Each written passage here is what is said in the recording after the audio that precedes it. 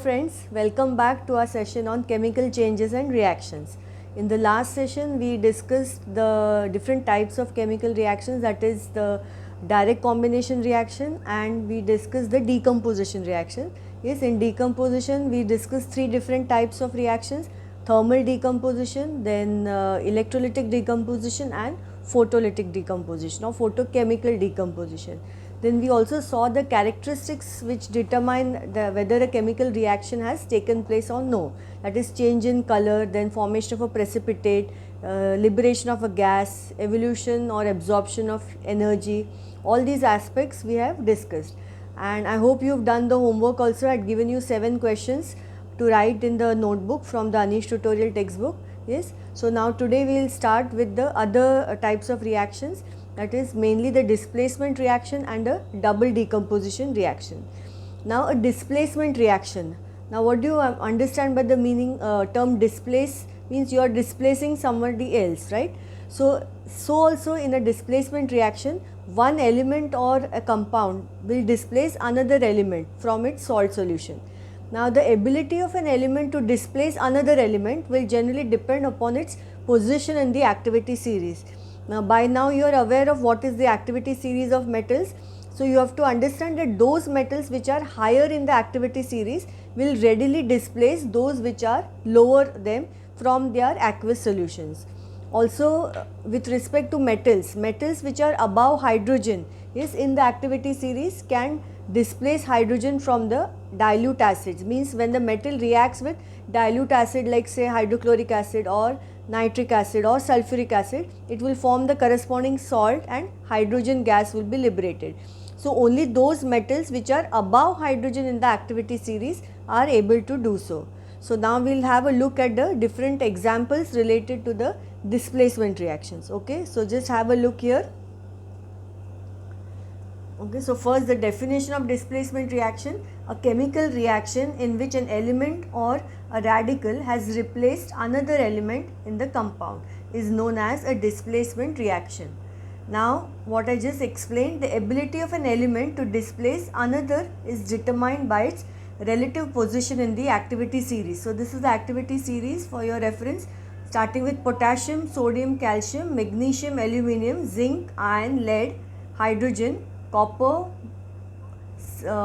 mercury, silver, platinum and gold. Okay. Now a more electropositive metal will displace the less electropositive metal from its aqueous solution, meaning sodium will able to displace iron from its solution, say from ferrous sulfate.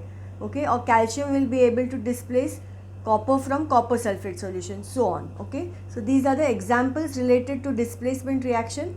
So Zn plus CuSO4, so Zn will displace copper from its solution, so it will ultimately form zinc sulfate plus copper.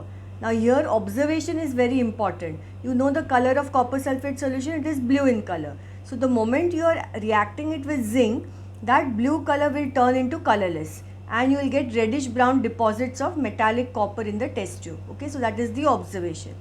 Now second, chlorine plus 2 KBr will give you 2 KCl plus bromine.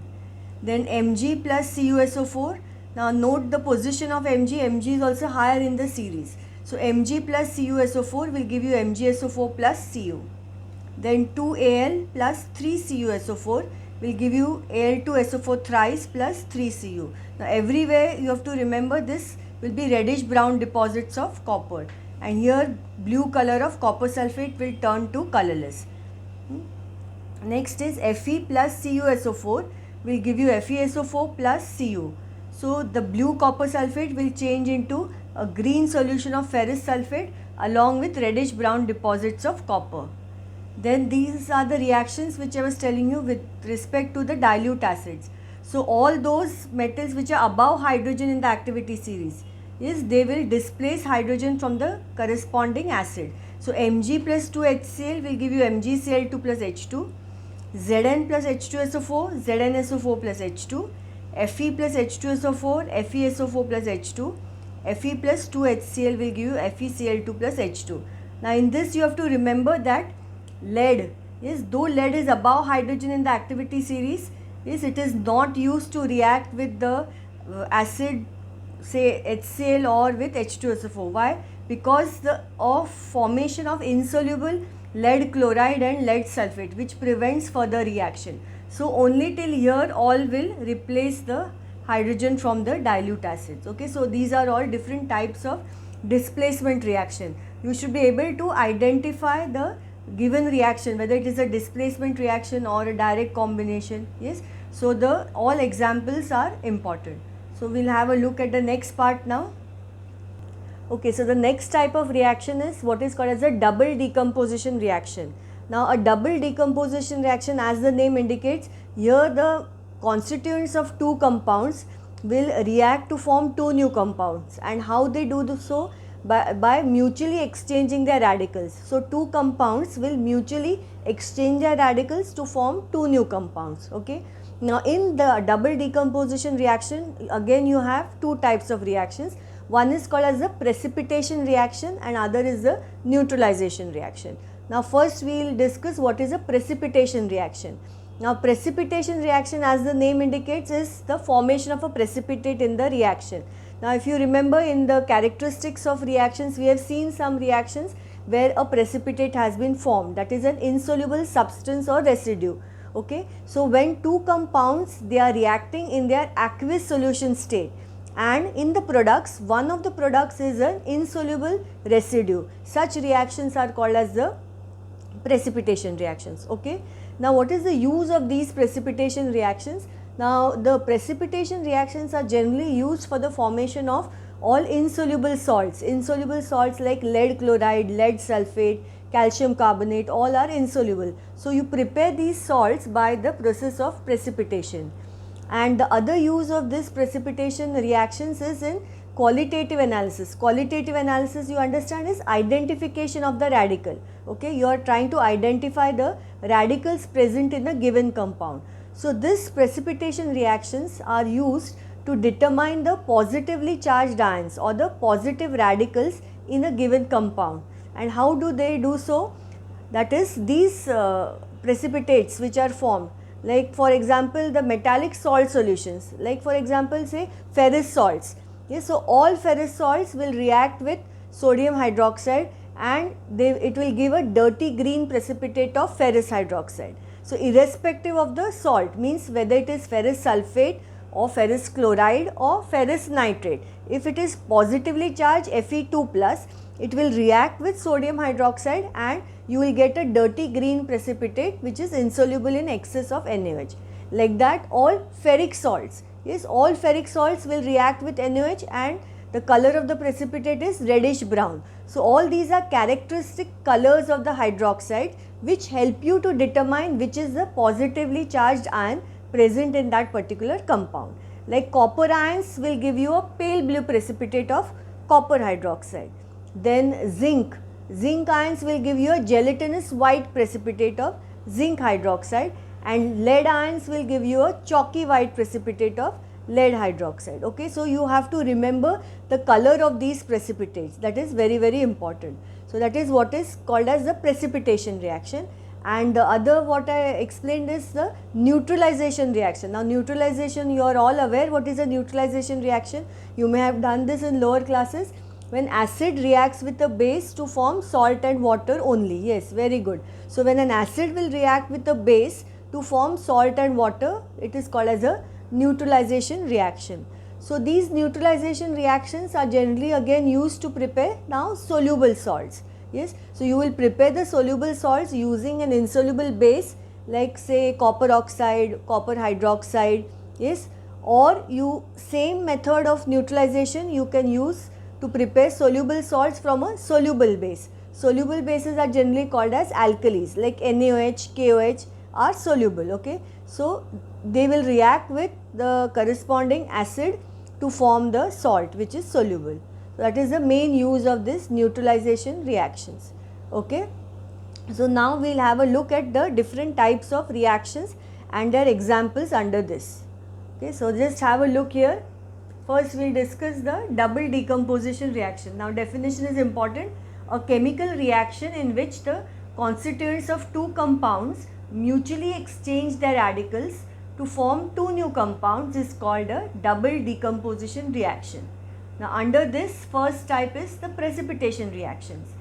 When two compounds in their aqueous solution state, now this is very important, this term aqueous solution state, react to form an insoluble residue as one of the products, the residue is called the precipitate and the reaction is called a precipitation reaction. Okay. Now let us see what are the uses of these precipitation reactions. So first is the insoluble salts are prepared by the precipitation reaction as follows. So these are the examples of those salts which are prepared. So CaCl2 plus Na2CO3 will give you 2 NaCl plus CaCO3. Downward arrow indicates a precipitate. So insoluble calcium carbonate is prepared by this method. Then zinc nitrate plus sodium carbonate will give you sodium nitrate plus zinc carbonate, again a precipitate insoluble. Zinc sulfate plus ammonium carbonate will give you ammonium sulfate plus zinc carbonate. Lead nitrate plus sodium chloride will give you sodium nitrate plus lead chloride. This is a white color precipitate. Lead nitrate plus sodium sulfate will give you sodium nitrate plus lead sulfate. Okay, so all these are examples of the precipitates which are formed. Now the second use, what I explained, the precipitation reactions are also used in analytical chemistry for identifying the positive radical in the salt by analyzing the color of the precipitate as follows. So we'll have a look at that part now. Okay, so the first is ferrous ions. So the reaction is FeSO4 plus 2 NaOH will form Na2SO4 plus FeOH whole twice. So downward arrow is a precipitate. So this precipitate of ferrous hydroxide is dirty green in color. Now this column is indicating the name, color and solubility of the precipitate in excess of NaOH. Meaning when you carry out this reaction, you have a test tube. In that test tube you have taken ferrous sulfate. To that you are adding NaOH. Yes, now you are getting this dirty green precipitate of ferrous hydroxide. This is a soluble salt. Now in the same test tube, if you add more amount of sodium hydroxide, still this FeOH twice will be insoluble. So that is the meaning of this insoluble in excess. Okay, insoluble in excess NaOH. Clear? So precipitate name is ferrous hydroxide or iron 2 hydroxide. Color is dirty green and it is insoluble. Okay. Next is ferric salts. So FeCl3 plus 3 NaOH will give you 3 NaCl plus FeOH whole thrice. This is reddish brown in color. Iron 3 hydroxide, reddish brown in color and again insoluble in excess. Okay. Next, copper salts. CuSO4 plus 2 NaOH will give you Na2SO4 plus CuOH whole twice, pale blue precipitate. Copper 2 hydroxide, pale blue, insoluble in excess. Okay. Next is Zn2 plus. So ZnSO4 plus 2 NaOH, Na2SO4 plus ZnOH whole twice, gelatinous white precipitate. So it is called zinc hydroxide, gelatinous white. Now this is soluble in excess. So you add more amount of NaOH, this gelatinous white will turn to a colorless solution because the precipitate is soluble. Okay. Then next Pb2 plus. So PbNO3 twice plus 2 NaOH will give you 2 NaNO3 plus PbOH whole twice. This is a chalky white precipitate. So lead 2 hydroxide, chalky white in color and this again is soluble. Okay. So this is soluble means when you add excess of NaOH, chalky white will turn to colorless. So this is your use of the precipitation reactions in analytical chemistry for what? For identifying the positively charged radical. Okay. Now coming to neutralization reactions. So a chemical reaction in which an acid reacts with a base to form salt and water only as the new compounds by interchange of radicals is known as a neutralization reaction. Okay, all definitions are important, they are generally asked. Now neutralization reactions are used to prepare soluble salts.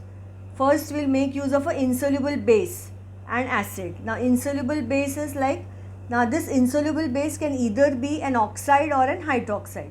So here using insoluble oxide like copper oxide plus H2SO4 will give you copper sulfate and water, lead oxide plus nitric acid, lead nitrate and water.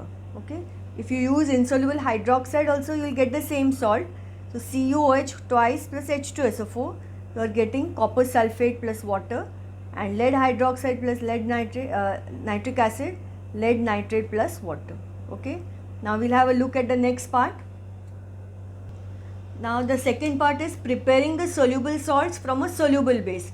Earlier we saw using insoluble base, right? So now NaOH is a soluble base. Soluble bases are called as alkalis. Okay. So NaOH plus HCl will give you NaCl plus H2O.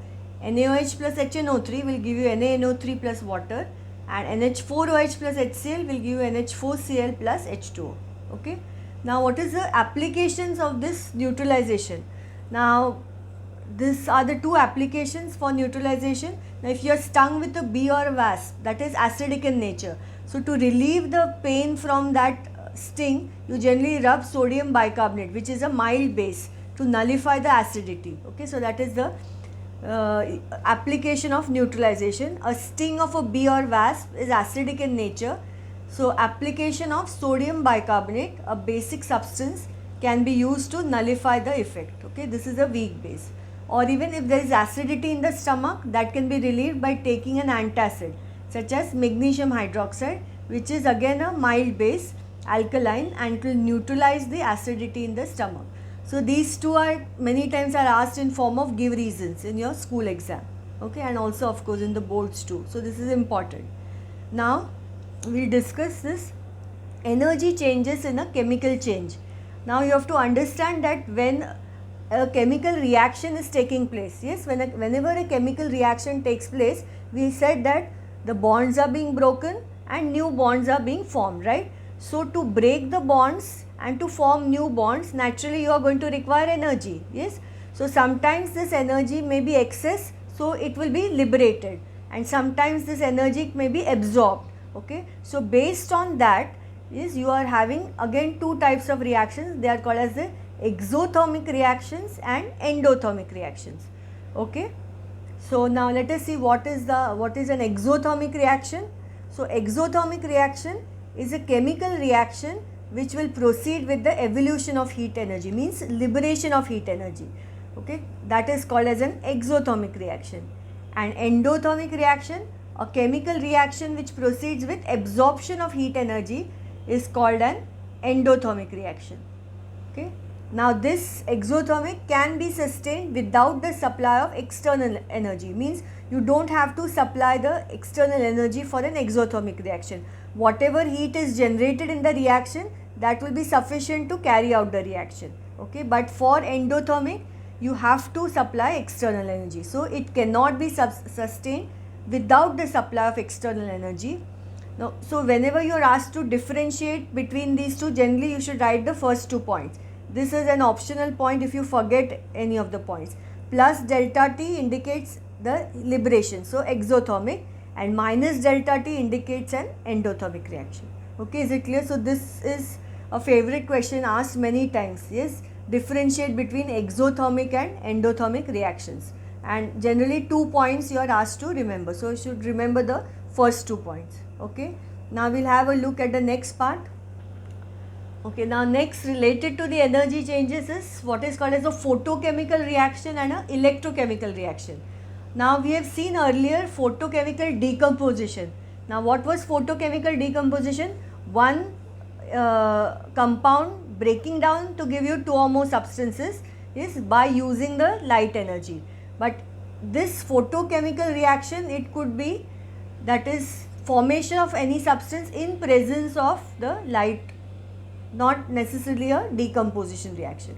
Okay, so now a chemical reaction which proceeds with the absorption of light energy is called a photochemical reaction.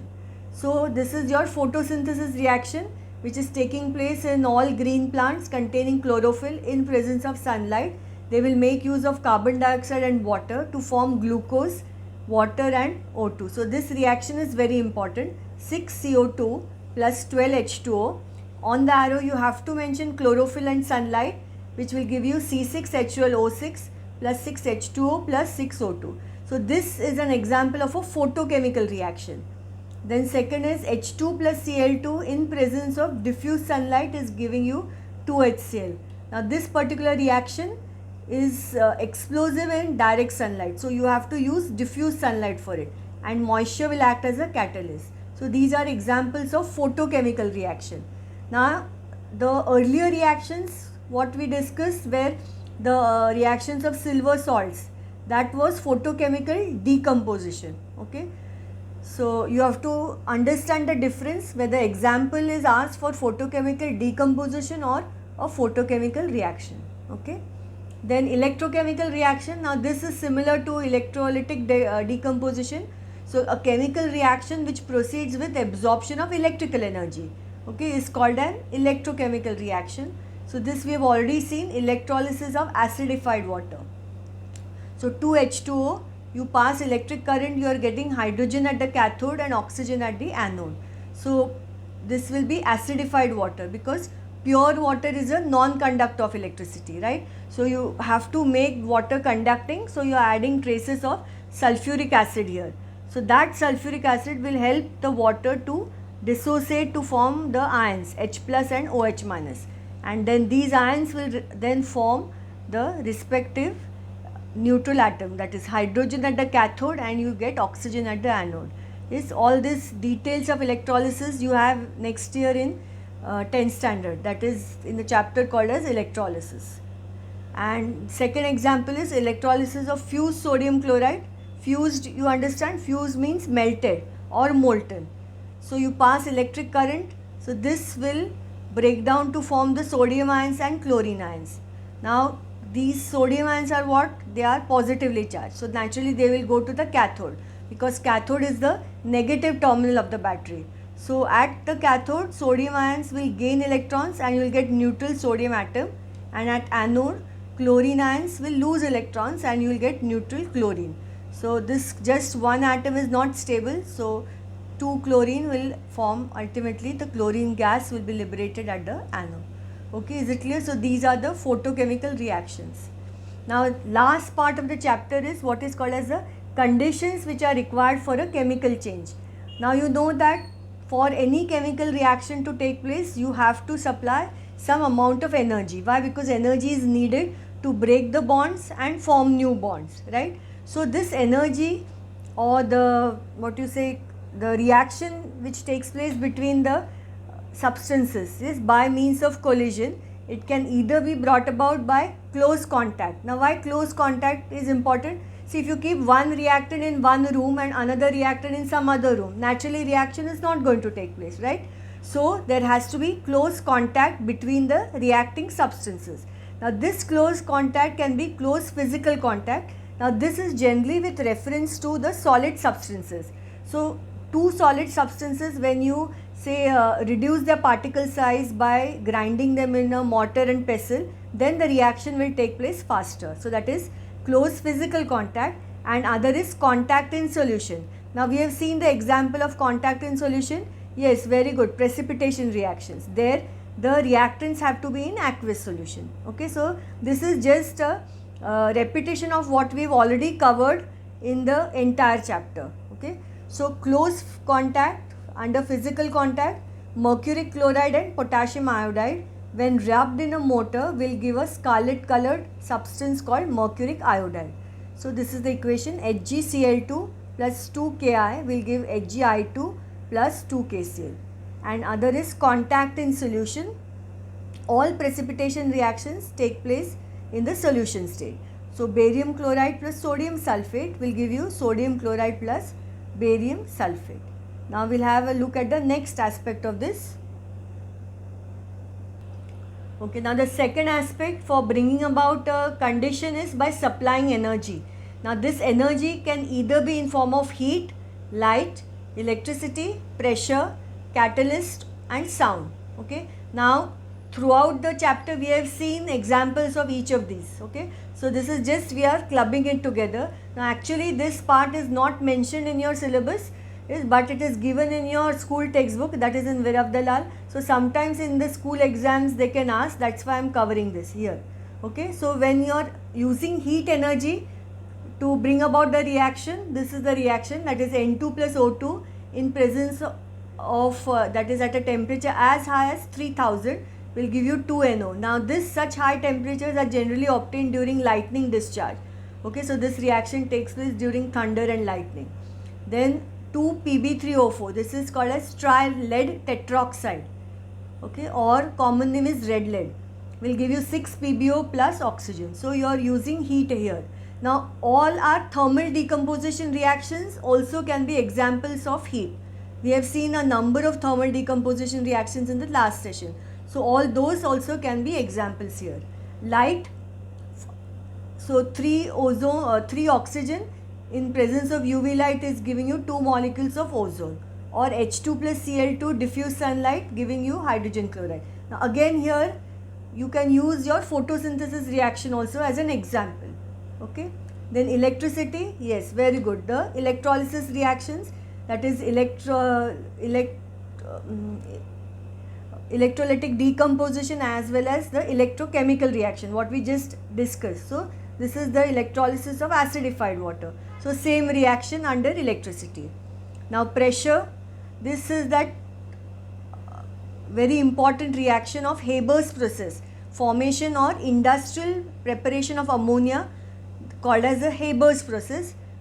Pressure of 200 to 900 atmosphere, temperature 450 to 500, finely divided iron is the catalyst and molybdenum is the promoter. Okay, so this is now this particular reaction you can use for temperature also, catalyst also. Okay, so this is an important reaction, remember this, give 5 stars to it. Catalyst is 4NH3 plus 5O2, this platinum is used as a catalyst giving you 4NO plus 6H2. So you should know what is the role of the catalyst. So it will enhance the speed of the reaction without chemically getting changed. So platinum will remain as platinum, only it is increasing the speed of the reaction. Okay, and there are some reactions which take place in presence of sound. So this is a organic compound called acetylene. So acetylene in presence of sound energy will break down to give you carbon and hydrogen. So this generally is carried out in what is called as a shock tube. So you supply certain decibels of sound energy and it will break down to give you carbon and hydrogen. Okay, is it clear? So with that we complete the different types of chemical reactions, yes, which are to be discussed in this chapter. So with that we have completed the chapter. Now what remains is the revision assignment and the practice exercise which is given at the back of the textbook. So in our next session we are going to solve that practice exercise and assignment. Okay, so till then you go through the reactions, lot of reactions are there, so you have to practice all the reactions by writing the reactions. Okay, so today I have not given you any homework, but see that you complete all these notes neatly in your notebook and stay safe and healthy in the house. Okay, so happy studying. Thank you.